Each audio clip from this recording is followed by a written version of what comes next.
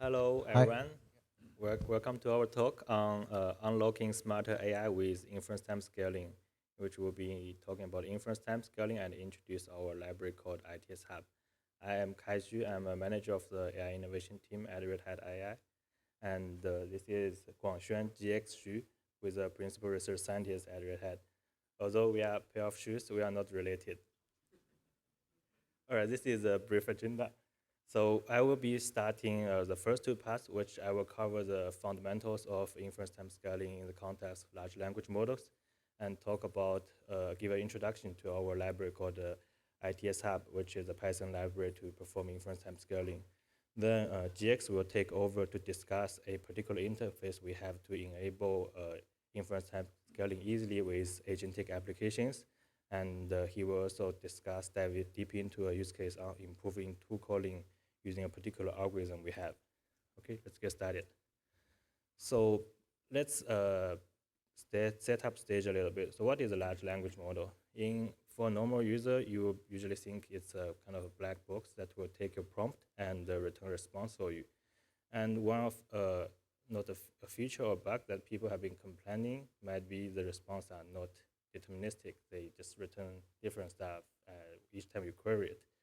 But from another perspective, large language models, this is a feature because they are generative models that learns the distribution of next token. So by definition, you have like more than one candidate for a given answer. And inference time scaling actually make advantage or make use of this feature that because there are four distributions, there might be a different possibility that you can get a better answer than the one that you get. So inference time scaling, literally what it means is inference time, you will do this particular technique at inference time, meaning there's no training needed. And scaling, describing a phenomena that if you spend more computation at a task, you actually ended up having a better answer. Better usually means you get a better accuracy or your whole system is more reliable. So how is it possible? Let's step back a little bit away from large language models to think about how humans might try to solve a problem. All right, if I ask you a question, what's the derivative of log x? Most people have been studying calculus can easily tell you the answer, which is 1 over x, and you don't really think too much. But if I ask you what's the derivative of x log x, the integral of x log x, which you probably cannot give me an answer right away, and you're probably thinking, and you're trying to spend more computation to solve a question that is similar in prompt, but inherently more difficult. And language model apparently have the same phenomena that if you spend your computation more and in a smart way, you can solve a problem that you cannot solve if you only spend a little computation. So as I said, this is a more concrete example that we taken from a recent paper we did with Ishra from MIT and our entire team, which just accepted at the NeurIPS 2025. So what this plot is trying to show, or what I'm trying to convince you, is the following. So the x-axis of each plot is how much computation budget we'll be spending. And the y-axis is accuracy on solving a bunch of mathematical questions. And what it says is across a range of models and across a range of inference time scaling algorithms, as the more budget you spend, you will end up having a better accuracy at solving those mathematical questions. So what it basically says is not only for humans that spending more computation is helpful for solving difficult questions, same holds for large language models. So what are common inference time scaling algorithms out there? Or I can ask, what are ways we can spend more computation smartly? So the first type of algorithm I would call them graph-based, which we're trying to convert a single language model call into a graph of language model calls such that things become more smart or reliable, which I will showcase in a bit. And there is also decoding-based, which they're still trying to maintain a single language model written, but they make use of the probabilistic nature of large language models, which I just briefed, and trying to pick the next token or next few tokens more smartly. And there is another category which I refer as reasoning-based, which basically, instead of asking or train the model to respond right away, they will train the model to think first before responding. And I think if you have been playing with DeepSeek R1 or the reasoning capability of modern models, this was basically what they did at training time to enable this.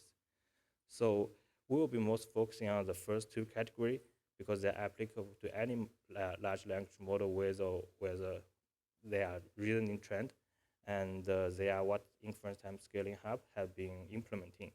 And actually, even with reasoning-based models, you can enable those algorithms together with those to make them even better. Okay, let me give you a few examples of graph-based different inference-time scaling algorithm. So for graph-based, one example is the self-consistency algorithm. So let's say that in the usual case, you take a prompt to the language model and you get a response. So the self-consistent algorithm is as simple as, hey, instead of trying one response, let me try 3 or more responses. And I'm trying to get a consensus across those responses, and I will only return the one that most of the language models think that is correct, which is usually referred to majority voting. And an example or illustration of decoding-based algorithm is the following. So if I look a little bit into the how prompt and response, they're basically a list of tokens. So that for a particular response, the list of tokens actually lives in only one possibility in the whole probabilistic space.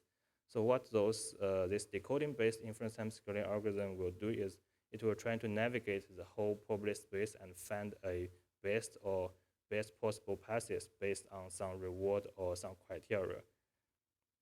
An example is what this particle filtering algorithm we developed in our paper. All right. With this, I believe I've convinced you inference-time scaling is helpful and give a high-level idea on those algorithms. But of course, those algorithms can be complicated to implement, or even those, especially those published versions that actually can be a little bit mathematical. So this library called ITS Hub is basically a Python library have those algorithms already implemented for you. So a little bit history of why we ended up having this library is the following. So as I mentioned, we worked with Isha on that particular paper, and we found a very good inference-time scaling algorithm. So we want to have this particular implementation be more accessible or consumed by a wider audience, especially developers, because that's where we believe agentic application and stuff will really impact and change a lot of real-world use cases. However, we found there's actually no particular general purpose inference-time scaling library that allows a developer simply change a model that is not inference-time scaling, but into an inference-time scaling mode. So the reality is that there's so many research papers on inference-time scaling, but they use their own code base from scratch or derived from a different library, and those usage are more like research paper focused rather than developer friendly. So we decided to implement this particular library that should work both well for researchers and developers. So when we designed the library, we put this kind of main idea into the design principles. This should be very friendly for developers in the sense that a language model with inference-time scaling should work almost the same on an interface level as a normal language model. In the Python SDK example, it basically will be you only need to change the generate code in the same way, but using an inference-time scaling code that I will show in a bit. And we have another interface GX will demonstrate that we can wrap any OpenAI compatible endpoint into another endpoint under our library that behaves similarly, but it is run with the inference-time scaling algorithm. And for researchers, we designed the implementation of library to separate the algorithm of those method away from how actual language model codes are executed. So language model or reward model, which are models that are trying to assess how good the response are kind of abstract in a probabilistic object that is easy to consume by researchers, and different algorithms are implemented in a very clean algorithmic logic and a unified interface to make sure this library is example. So let me walk through the key features. So the library, which is on the GitHub link here, or there's a short link, you can access it as well. It works with all OpenAI compatible endpoints, and it works best with VRM because for certain algorithms, we are using some low-level features of VRM that is not accessible for all OpenAI endpoints. And we support a wide range of inference-time scaling algorithms, from graph-based self-consistency based on planning to voting to decoding-based beam search, particle filtering, and more.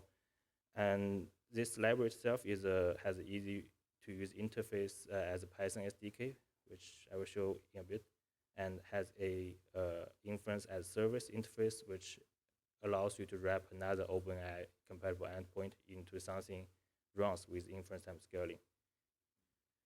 So let's walk through a simple code example on how you might run a self-consistency algorithm using our SDK. So we'll be start importing a bunch of hyperfunctions and classes.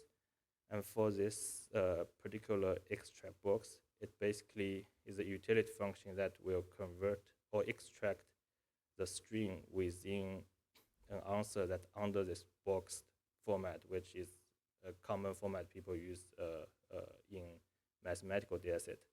So what you will be doing is you will have a language model, which you already have an endpoint, and you will create a language model object out of OpenAI compatible language model class.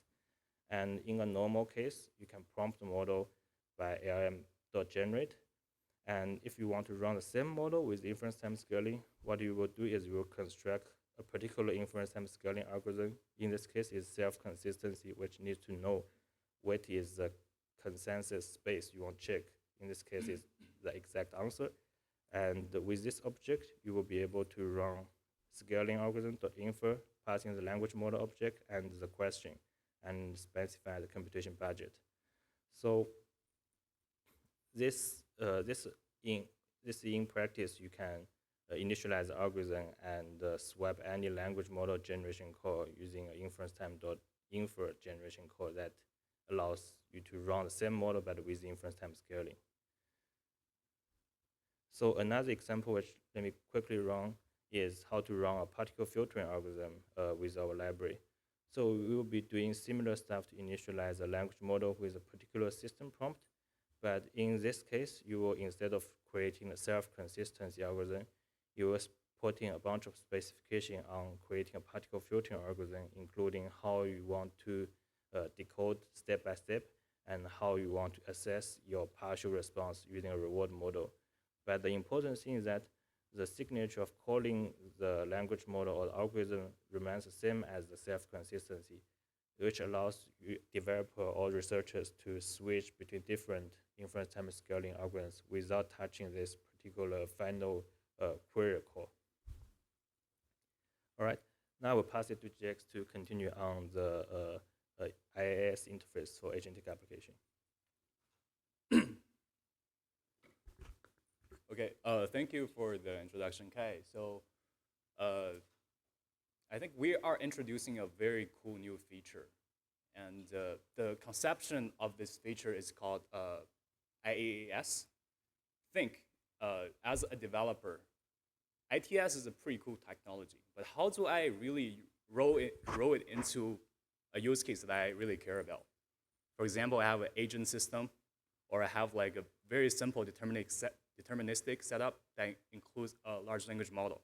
How do I easily, in the most frictionless way, integrate the world's best inference-time scaling algorithm to trade compute for accuracy? What is the easiest way for developers to do it? So with this in mind, we're introducing a new feature in ITS Hub. It's called Inference as a Service. This feature allows us to launch inference-time scaling as a 100% OpenAI compatible endpoint. What do I mean by that? You can send curl commands to access the endpoint just like any other large language model API endpoints. You can pass two calls in the curl commands, and with those assumptions, you will be able to power, for example, a LangGraph agent or any other agent framework that support OpenAI compatible endpoints, simply by wrapping that endpoint into inference time scaling as a service feature in ITS Hub. And the rest of the talk is going to be discussing how do you do that. So how do you use an ITS endpoint? It's actually quite simple. And I have all the code there on the right part. So we launched ITS server, Inference-Time Scaling server via an entry point called ITS IaaS. And essentially what you do is that you first run a command to spin up a fast API server, which is a fast API powered ITS hub server. And then you send a configuration request, which is the bottom part of the script. What that configuration specifies is what is the underlying language model endpoint. For example, I'm using GPT-4o Mini. And for that endpoint, you will need to be able to pass an API key. And also, most importantly, to select the inference-time scaling algorithm of your choice. And there are additional configurations, which I'm not getting into in the introduction phase. For example, regex patterns, like what are the exact patterns you are matching for self-consistency, and whether you're enabling 2-vote. But basically, after you config the ITS hub endpoint, you will be able to make curl commands, just like you make curl commands to an OpenAI or cloud endpoint. If you look at the example on your left-hand side, the question we are sending is, what is 847 plus something? It's like a calculation question. And we provide tools, calculator tool, to the API call. And on your right-hand side is what is being returned. And this call is directly making the call to the ITS hub endpoint. The point is, it is the same. You can treat it as the same as an LLM endpoint. That's it. With that said, and under this assumption, it will be possible, and in fact, very easy, to use an ITS hub endpoint in an actual agentic framework.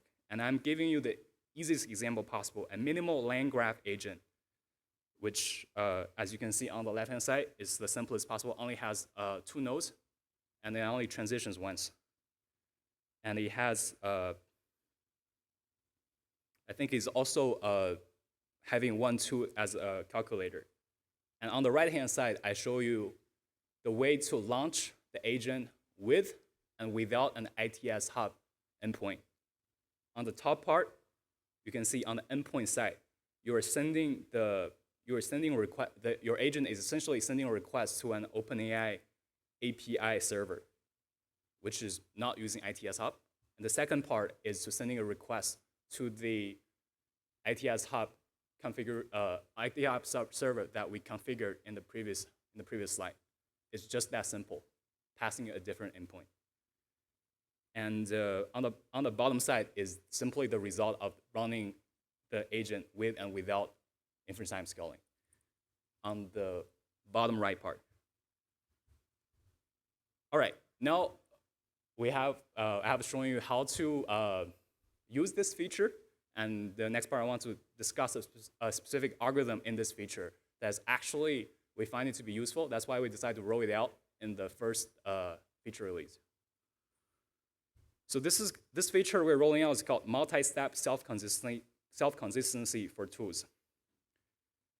Why are we targeting this algorithm? Because we find that in agentic system, tool call is oftentimes the bottleneck. The audience here are developers, so I think you are very familiar with the phenomenon. Like tool calls, especially you're passing a lot of tool calls to an agent, it becomes the bottleneck.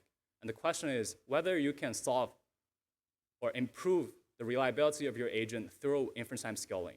And this is the problem we are trying to tackle here. So we're supporting this multi-step self-consistency algorithm because empirically we find a plus 10% end-to-end improvement on enterprise agent performance simply by adopting this algorithm. And we find that it's very simple, that it relies on itself as the reward model, so it doesn't require an external model as dependency. And also, self-consistency is known to reduce the variance of the model performance, so it should theoretically improve the reliability of the agent.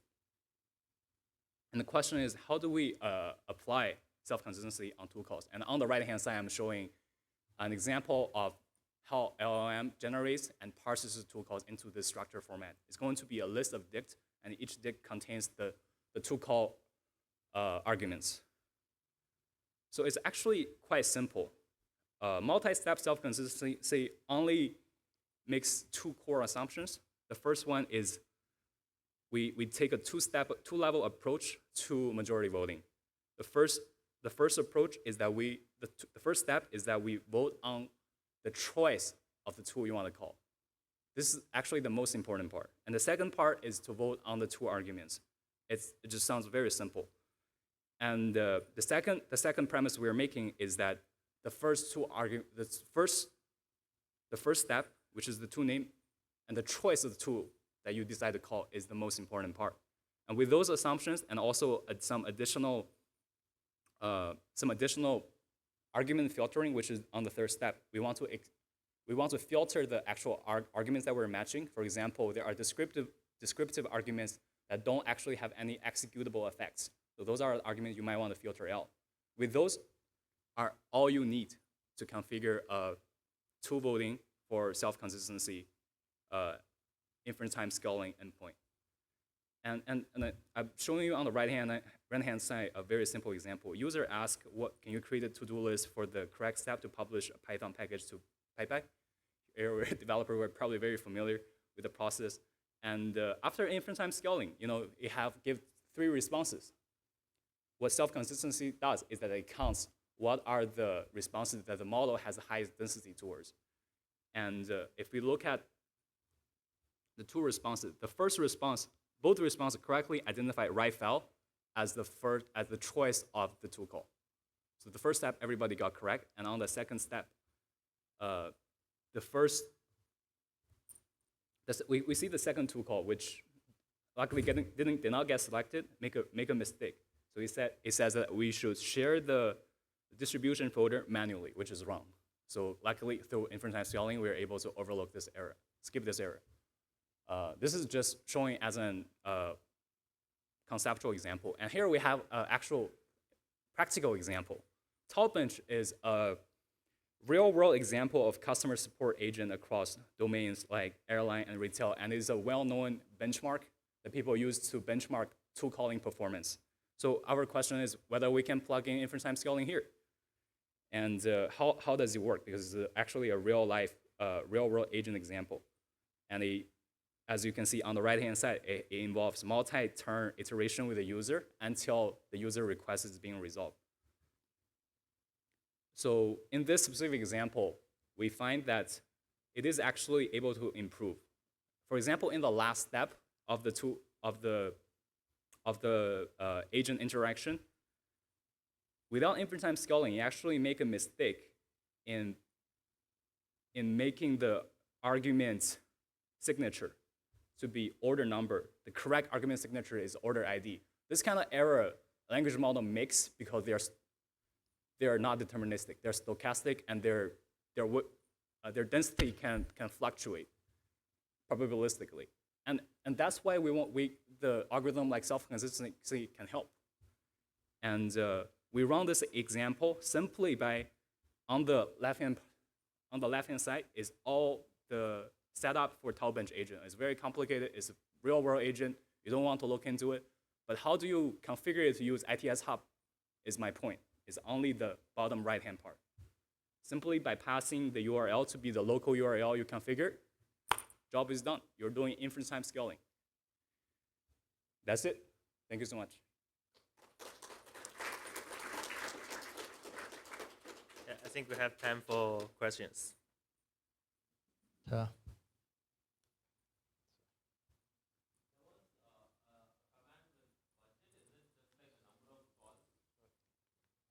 Yes, so budget can be number of course, but in general, I think it might interpret slightly different for different algorithms. For self-consistency or best of n, it's simply number of parallel cores you call, but for some algorithm, it might be like sequential cores. So it slightly dependent on algorithm, but it kind of scaling with how many computation you will use.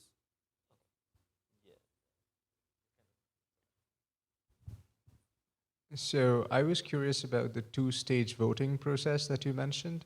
So what if two different approaches had two different tool calls with two sets of arguments? For instance, tool one might take two arguments and solve the task in one way, versus tool two might take three arguments and solve the task in another way. So when you have conflicting approaches, how does your two-step voting process fairly consider both approaches? That's a good point. So there are scenarios like you described that like two-step voting may not give it might be a balanced vote. You don't get a winner. This thing happens, but not very often because in practice, LLM make a sequence of two calls. So if the first two call doesn't match, you can always look at the second two call. So in practice, it does not happen that often, but it's a good question. Yeah, and algorithmically when it happens, it basically will pick a random one.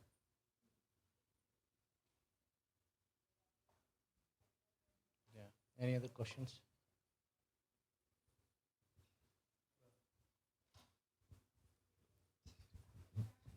In your last slide, where you mentioned of the order ID and order name difference that, yeah, the two call the mistake that happened. How does, like, maybe I just missed it, like with ITS, how does it actually get order ID? Yeah, so like after a few sampling, like I think order number is simply a mistake because it's defined in the actual schema to be order ID. Like that particular round just did not pick that up. So after a few rounds, the density will concentrate to the ones that are most likely, which in this case is order ID. Got it. Thank you. If no further question, you have a question. Okay.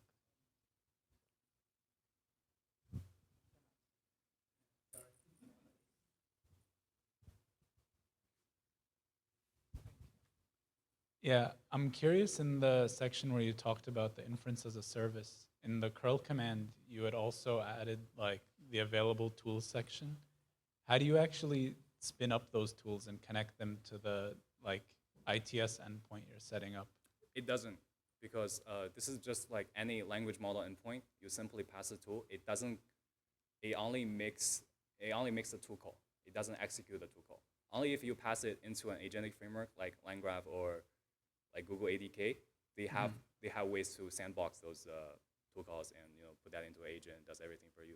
But for endpoints, it doesn't. I see. Makes sense. Thank you.